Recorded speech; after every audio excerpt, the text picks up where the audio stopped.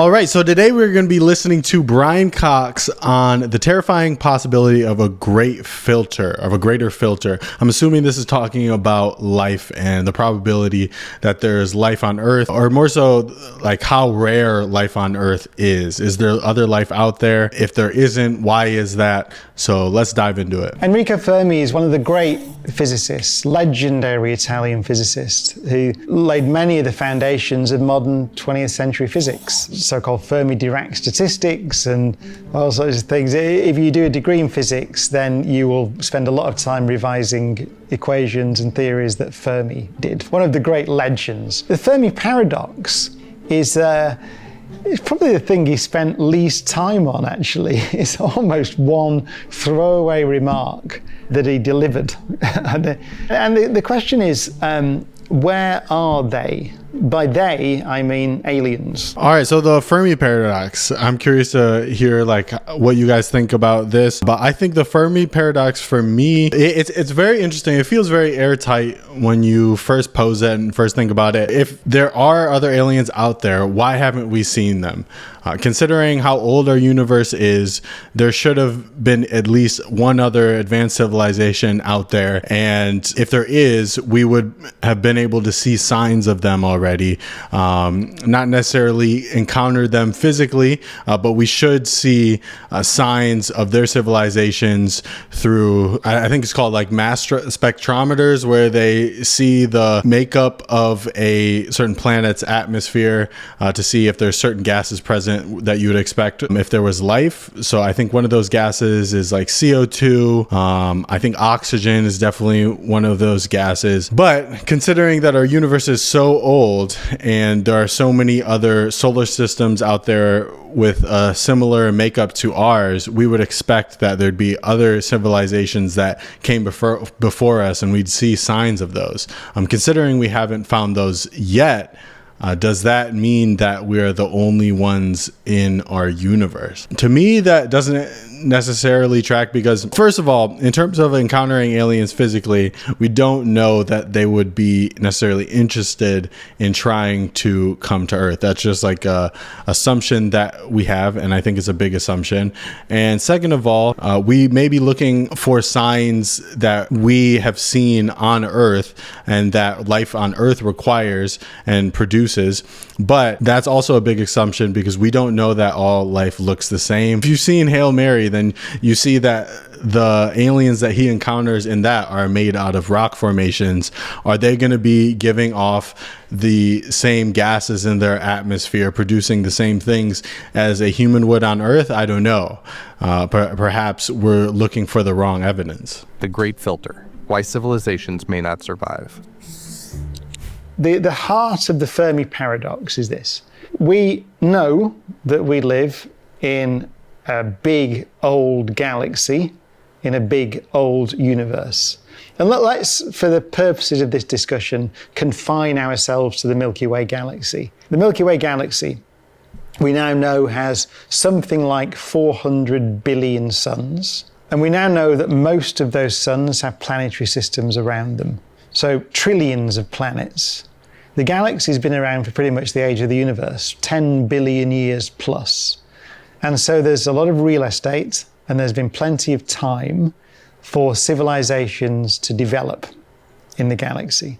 The Fermi Paradox, at its heart, is the statement that, notwithstanding the fact that there have been billions of years on billions of worlds for civilizations to arise, we see no evidence of any of them in the galaxy at all. So the paradox is why? It's a paradox. And I think it's a very good question. It's an extremely good question. And there can be many answers. And the great fun, or the great, I would say the intellectual value of the Fermi Paradox. So if we accept that we haven't seen any, so let's accept that.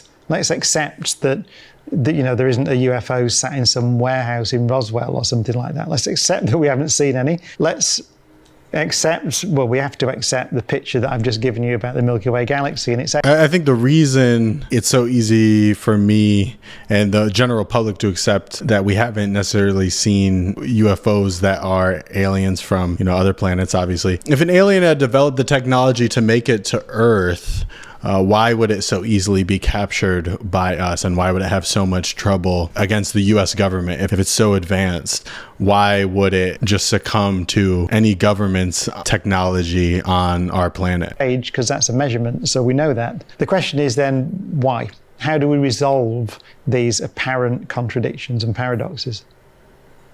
So one answer to the Fermi Paradox is the idea that we don't seem to see anyone, is that no one ever evolved, right? So life didn't get complex. Why might we think that? Well, what did we need to produce our civilization on this planet? Well, on this planet, one thing we needed was time. We have good evidence that life was like 4 billion years, right? 3.8 billion years ago, perhaps even earlier. The planet is 4.5 billion years old. So we know, as a matter of fact, as an observation on this planet, that life was present 3.8 billion years ago, but it took 3.8 billion years, give or take a few tens of thousands of years, to go from the origin of life to a civilization. Let's say from cell to civilization. 4 billion years.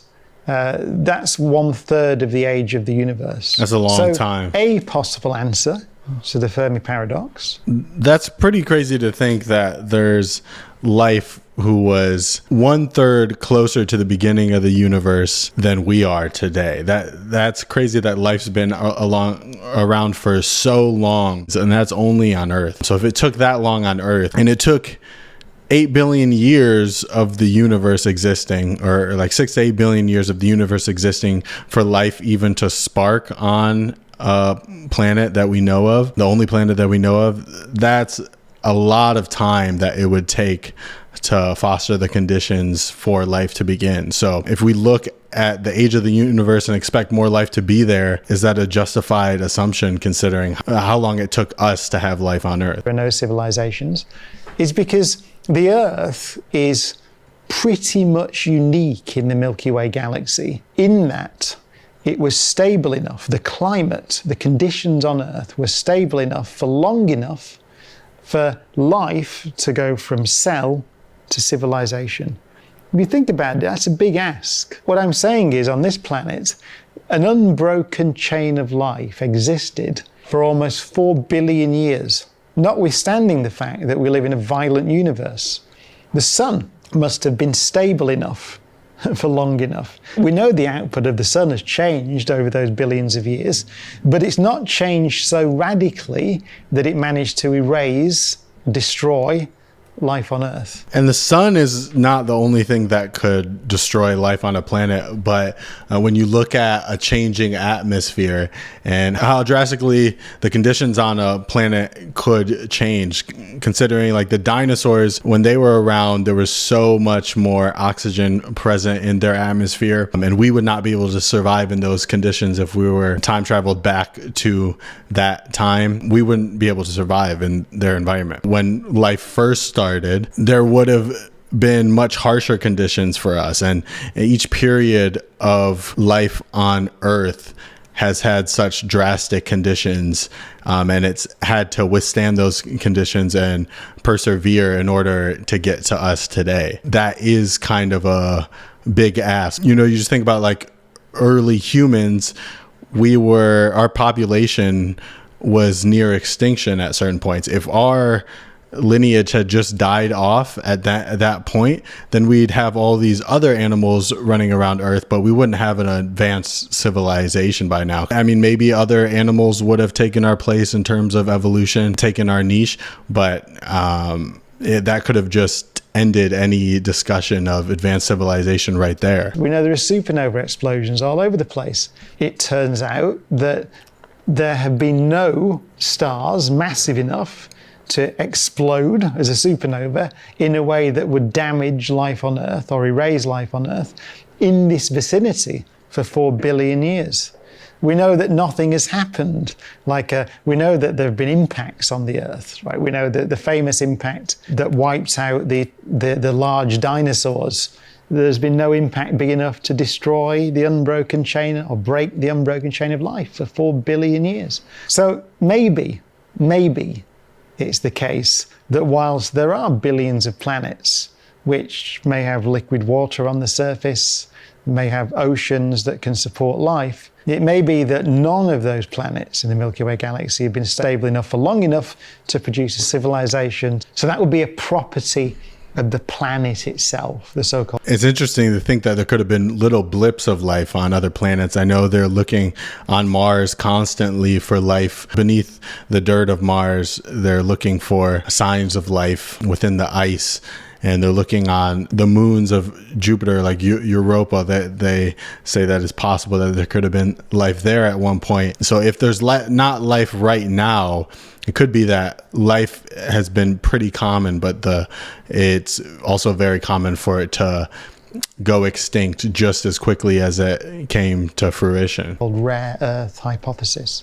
Actually, I should say it's a property of a solar system. It's not really just a property of the planet. It's a property of the parent star. You could ask the question, well, if it was a binary system, for example, a binary star system, many stars are binary star systems.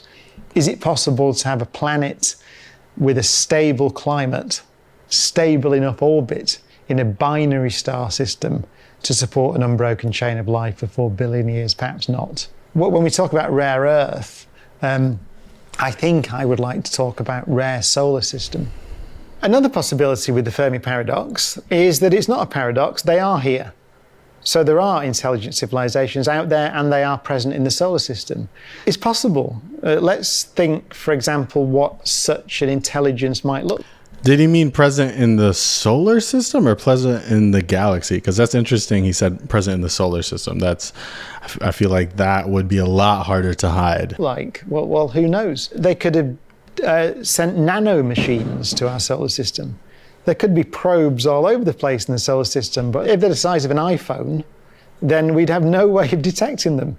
So it could be the technology of a sufficiently advanced alien species, a civilization, is so beyond anything we can comprehend or detect that we haven't seen it and we've been fooled into thinking. So it's just observing civilizations in the galaxy. And that's certainly entirely possible.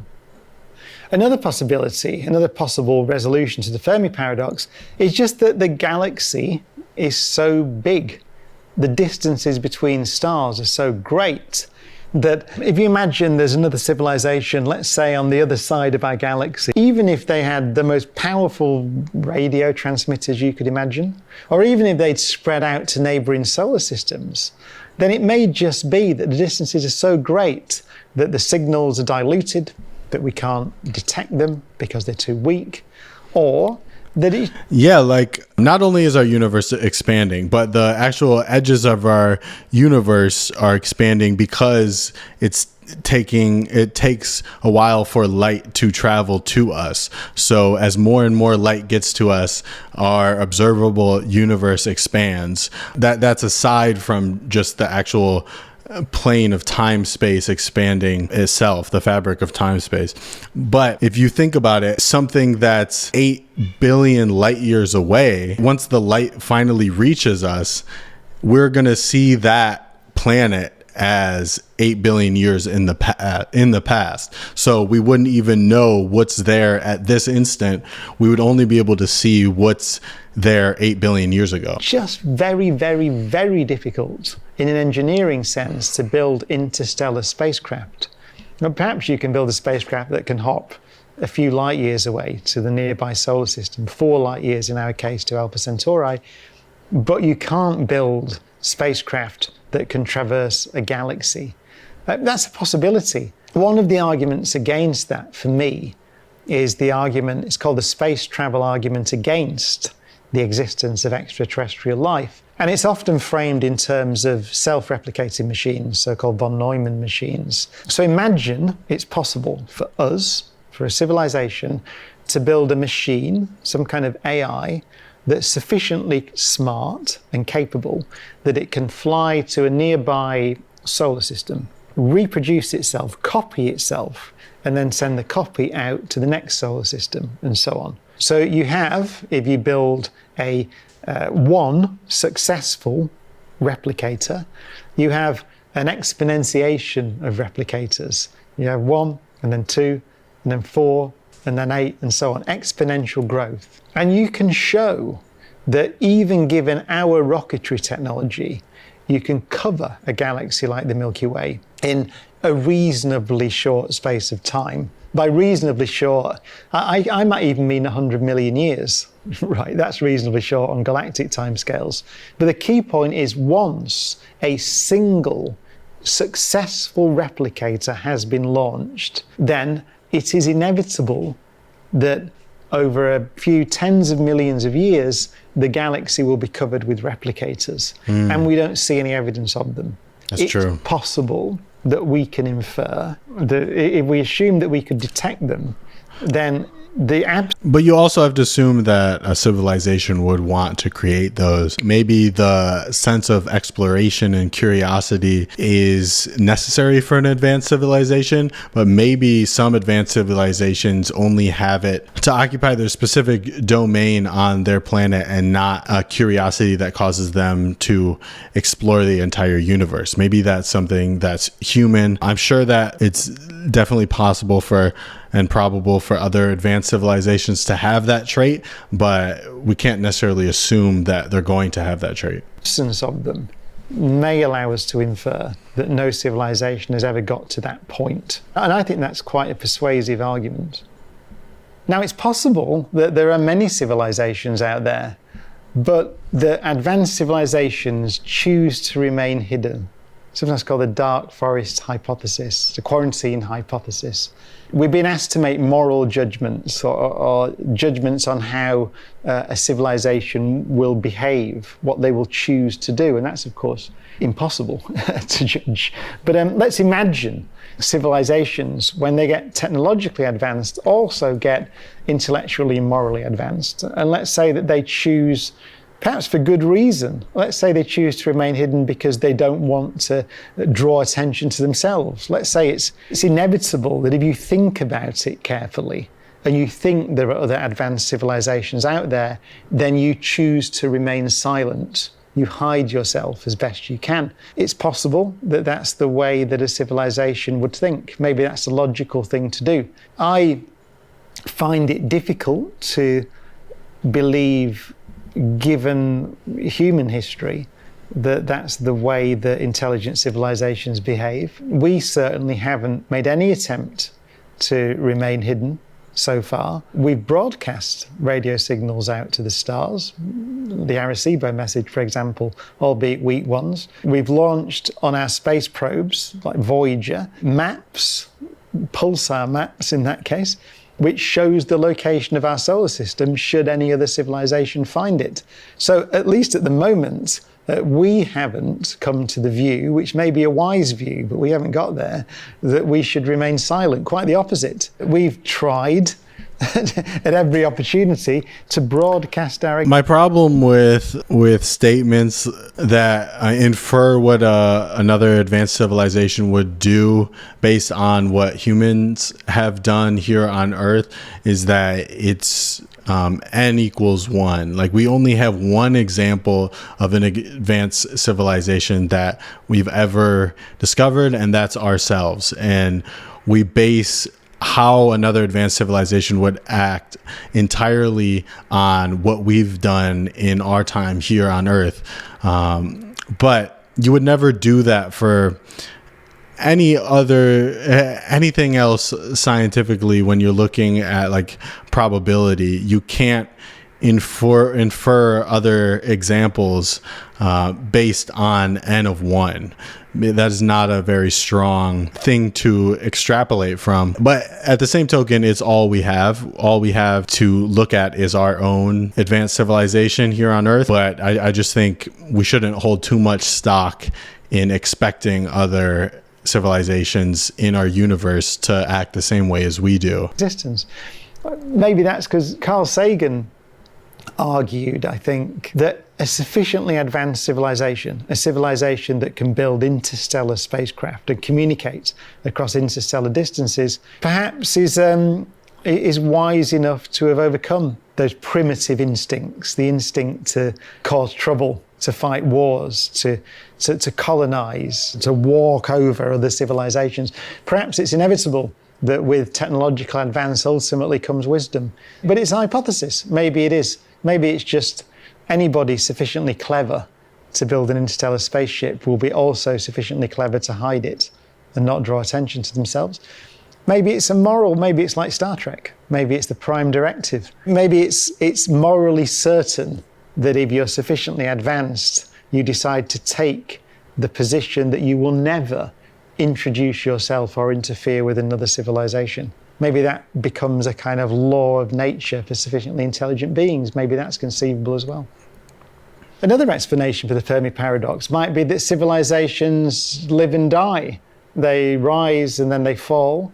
And because of the sheer timescales involved and the sheer size of the galaxy, no two civilizations ever overlap. I once had the great pleasure That's very possible. of meeting Frank Drake, the Drake equation, a legend, in his house. And he also grows orchids.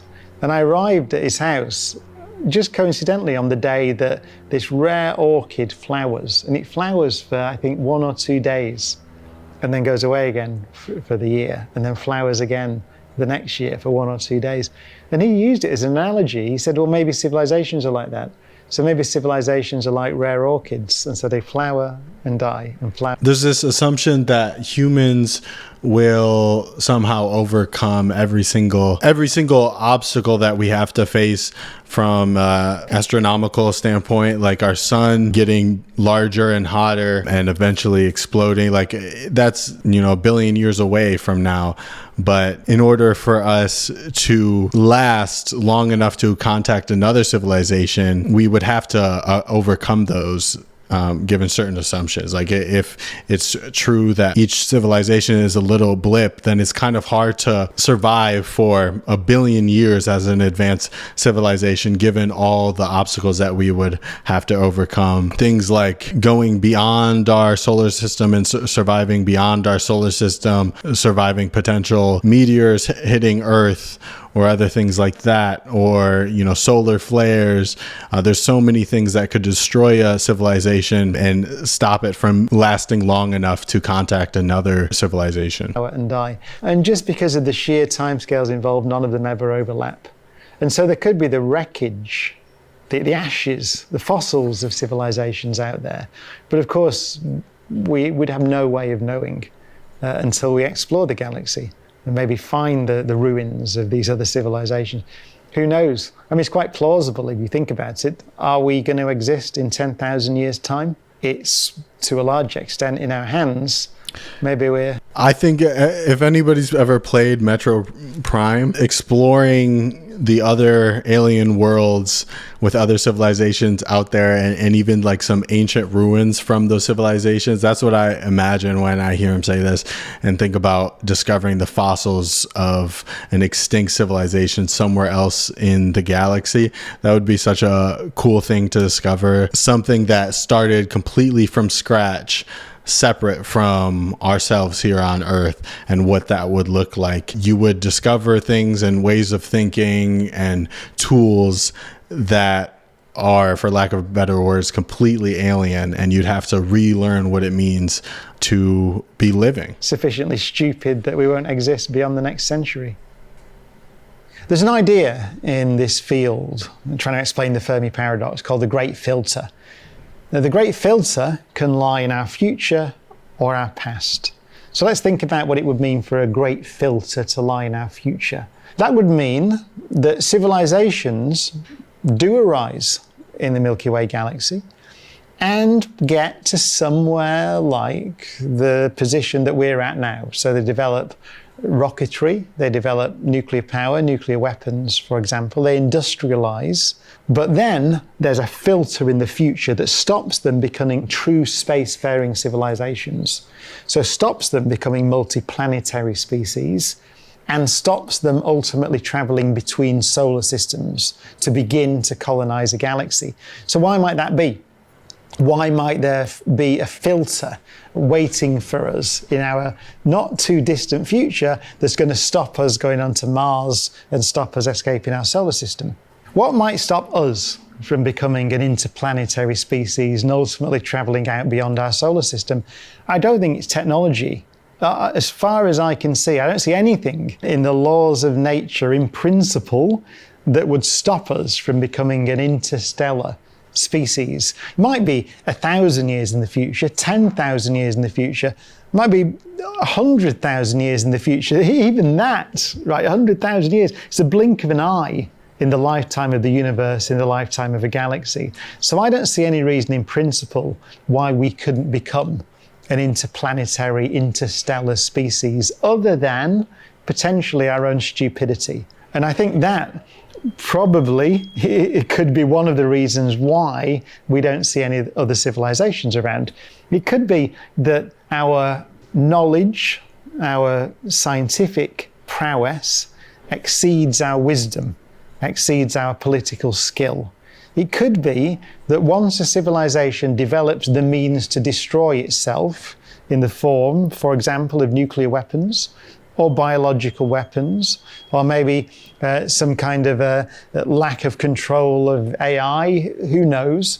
It may be that once a civilization acquires that technical know-how, then it goes ahead and destroys itself essentially inexorably because it's just too difficult politically to run a civilization that has the power to destroy itself. If you look back through our recent history, there have been several occasions that we know about, that I know about, and you know about, where we came very close to destroying ourselves, or at least setting us back to the Stone Age, basically. Like nuclear Cuban weapons. Missile crisis, well-documented events in the 1980s, for example, where there could have been nuclear launches and weren't. And I'm sure there are many others that we don't know about.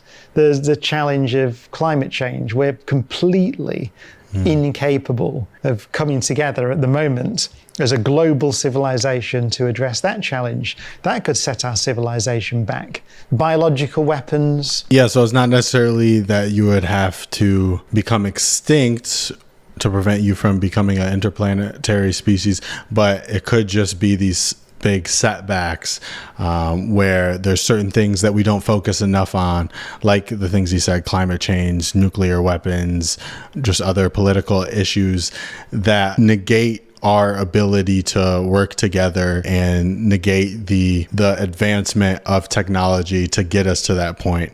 Because it does require a lot of cohesion to become an interplanetary species and conquer some feats outside of just our immediate planet. It takes a lot of team effort and probably a lot of governments working together to actually pull these things off, like completely colonizing another planet successfully. The threat of AI, we seem to be completely incapable of regulating those threats. So it might just be almost a law of nature. Things like us, right? Things that can build an industrial civilization are just inherently too stupid to get out there to the stars. And I wouldn't put that past us. My favourite's the other one, so I'll do the other great filter. If I was to guess, and this is a guess, right? If I was to guess why we see no evidence of other civilizations out there, the so-called Great Silence is what astronomers call it, is because there aren't any, and there never have been any. That's my guess. The reason I guess that, and I emphasize it's a guess, is biology. So if you look at the history of life on Earth, then we see that life began 3.8 billion years ago, let's say. But then we see for the best part of 3 billion years on this planet that there's nothing more complex than a single cell. 3 billion years.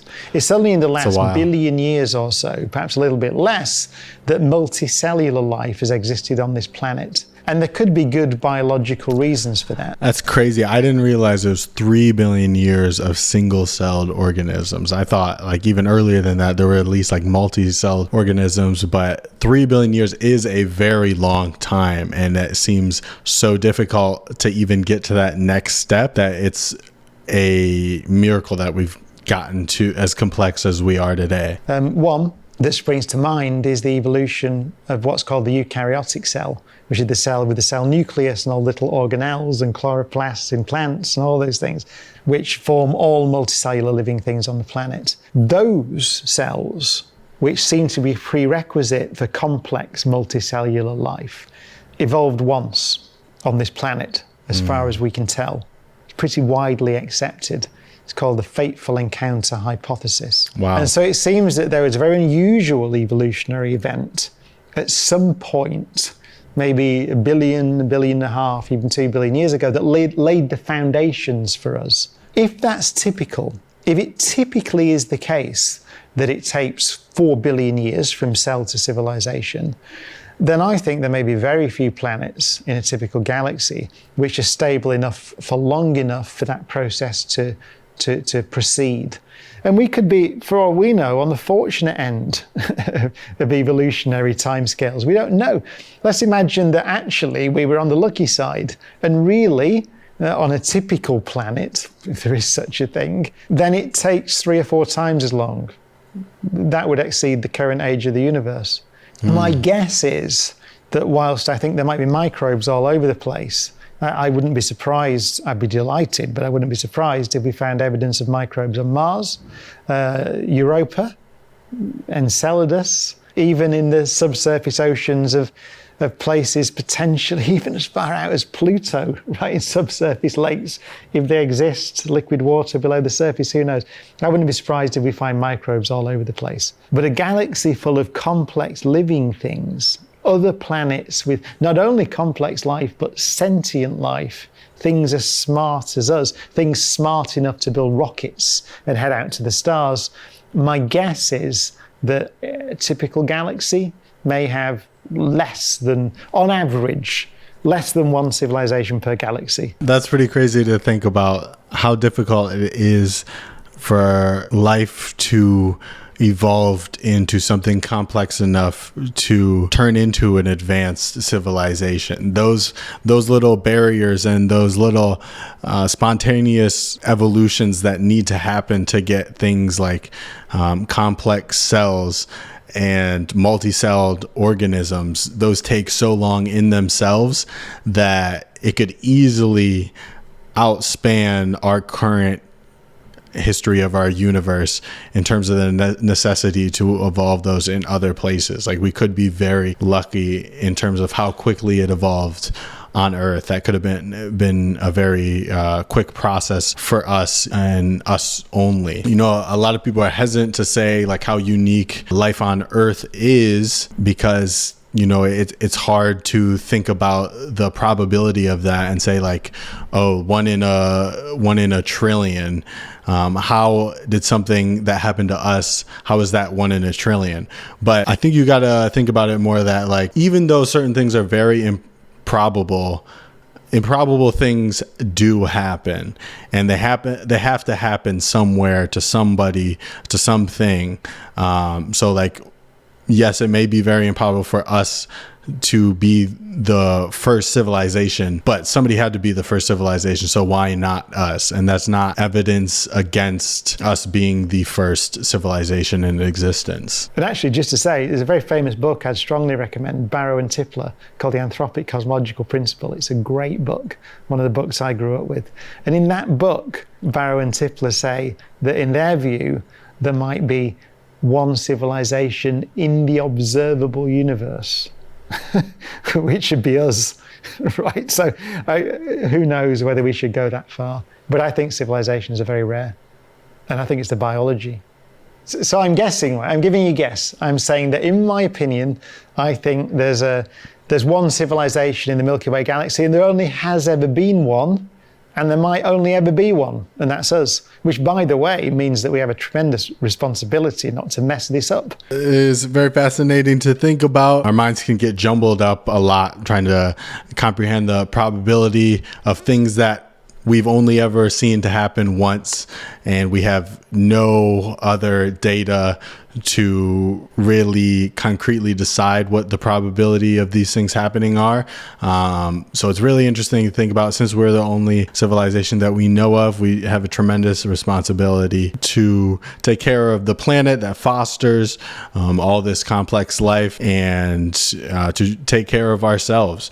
So that is a very interesting video. I will see you guys on the next one.